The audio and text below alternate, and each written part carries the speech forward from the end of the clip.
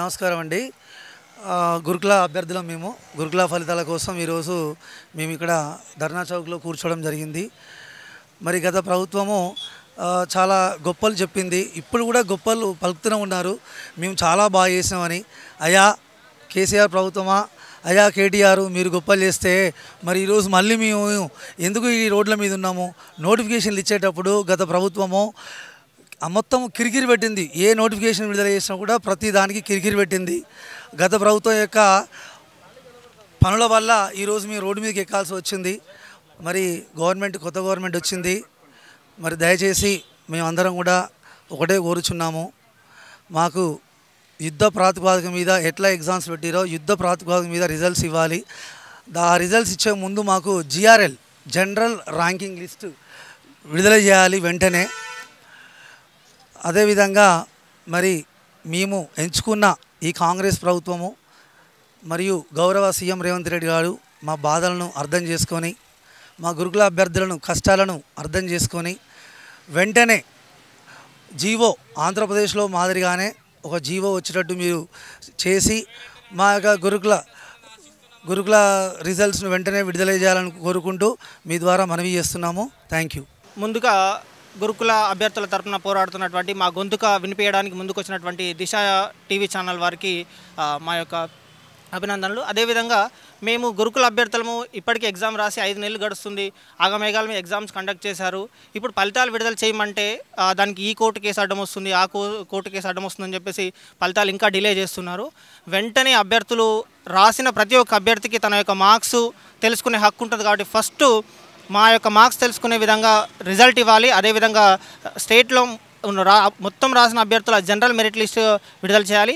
అదేవిధంగా ఈ నెల 22 రోజు ఈ హారిజంటల్ ఇష్యూ మీద కోర్టులో ఏదైతే కేసు ఉందో ఆ కేసు మీద వెంటనే మీరు అడ్వకేట్ జనరల్ గారు ప్రభుత్వం తరఫు నుంచి హాజరయ్యి దానికి సంబంధించిన ప్రతి ఒక్క ఇష్యూను మీరు అడ్రస్ చేసి ఈ కేసు 22 రోజు ఫైనల్ అయ్యే విధంగా చూడాలి. ఎందుకంటే గురుకుల బోర్డు ఏ కారణం దొరుకుతుందా మేము ఫలితాలు ఆపుదామా అని చెప్పేసి ఎదురు చూస్తున్నట్టు ప్రతి ఒక్క చిన్న సాకులు చూపించి మా ఫలితాలు అయితే ఆలస్యం చేస్తుంది. ప్రభుత్వం డిఎస్సి విషయం మీద ఏ విధంగా చిన్న సాకులు అంటే ఎలాంటి సాకులు అన్న? ఇక్కడ గతంలో ఎలక్షన్ కమిషన్ అప్పుడు ఏం చెప్పినారు, మేము ఆల్రెడీ అన్నీ రెడీ చేసి పెట్టుకున్నాము, కేవలం ఫలితాలు విడుదల చేయడమే ఆలస్యము, మాకు పర్మిషన్ ఇవ్వండి అని చెప్పేసి ఎలక్షన్ కమిషన్కి అయితే రిక్వెస్ట్ లెటర్ పెట్టింది. మరి అప్పుడు ఎట్లా ఫలితాలు రిలీజ్ చేద్దాం అనుకున్నారు?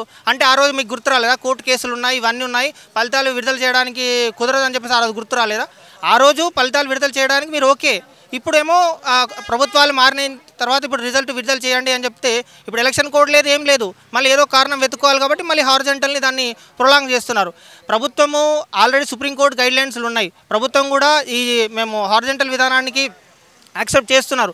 కానీ కేవలం గురుకుల బోర్డు ఇప్పుడు మిగతా ఏదైతే పోలీస్ నియామక బోర్డు ఏదైతే ఉందో అదేవిధంగా ఈ మెడికల్ బోర్డు ఉందో మిగతా వాళ్ళందరూ కూడా హారిజంటల్ విధానాన్ని యాక్సెప్ట్ చేసి దాని ప్రకారం ముందుకెళ్తున్నారు. కేవలం గురుకుల బోర్డు మాత్రమే దీన్ని డిలే చేయడానికి దీన్ని ఇంకా ప్రొలాంగ్ చేస్తుంది. కాబట్టి ప్రభుత్వం కూడా వెంటనే స్పందించి లాస్ట్ టైం మీరు చెప్పాలి అని అంటే సెక్రటేరియట్కి వెళ్ళారు, నిన్న ప్రజా దర్బార్కి వెళ్ళారు, అక్కడ నుంచి ఎలాంటి టైప్ ఆఫ్ రెస్పాండ్ మీకు వచ్చింది? ప్రభుత్వము నుంచి మేము చేస్తాము అంటున్నారు తప్ప స్పష్టమైన హామీ రావట్లేదు, స్పష్టమైన ఫలితాలు రావట్లేదు. ఇప్పటికే చాలా సంవత్సరాలు ఎదురు చూసాం. ఈ ప్రభుత్వం వచ్చి నెల అయింది, 2 నెలలు అయింది, ఆ మాట కాదు మేము. ఎందుకంటే గత ప్రభుత్వం 2-3 సంవత్సరాల నుంచి 5-6 సంవత్సరాల నుంచి దీని మీద కష్టపడుతూనే ఉన్నాం. కాబట్టి ఇంకా ఒక రోజు ఒక నెల కూడా ఎదురు చూసే అంత ఓపిక నిరుద్యోగ అభ్యర్థులు లేదు. కాబట్టి ప్రభుత్వం వెంటనే ఈ నెల 22 రోజు కేసు ఫైనల్ అయిపోవాలి, మాకు వెంటనే జనరల్ మెరిట్ లిస్ట్ విడుదల అవ్వాలి. అదేవిధంగా రాసిన ప్రతి ఒక్క అభ్యర్థికి తన మార్కులు తెలుసుకునే హక్కు ఉంది. కాబట్టి ఈ నెల 22 రోజు కేసు క్లియర్ అవ్వాలి, మా ఫలితాలు రావాలని చెప్పేసి మీ ఛానల్ తరఫున నేను ప్రభుత్వాన్ని డిమాండ్ చేస్తున్నాను. అంటే డిమాండ్స్ ఏంటన్నా చివరిగా వరుసగా ఒకసారి చెప్పండి డిమాండ్స్. మొట్టమొదటిగా జనరల్ మెరిట్ లిస్ట్ ఇవ్వాలి, రాసిన అభ్యర్థులు ప్రతి ఒక్కరి మార్క్స్ తెలియాలి, హారిజంటల్ విధానమే సుప్రీంకోర్టు చెప్పింది. ఇదేదో మేము గొంతమ్మ కోరికలు కోరట్లేదు, అత్యాశ కోరికలు కోరట్లేదు. సుప్రీంకోర్టు గైడ్లైన్స్ చాలా రాష్ట్రాలు ఫాలో అవుతుంది, మన పక్కనే ఉన్న ఆంధ్రప్రదేశ్ కూడా ఈ హారిజంటల్ విధానాన్ని ఫాలో అవుతుంది. కాబట్టి హారిజంటల్ విధానంలోనే ఫలితాలు వెంటనే విడుదల చేయాలి.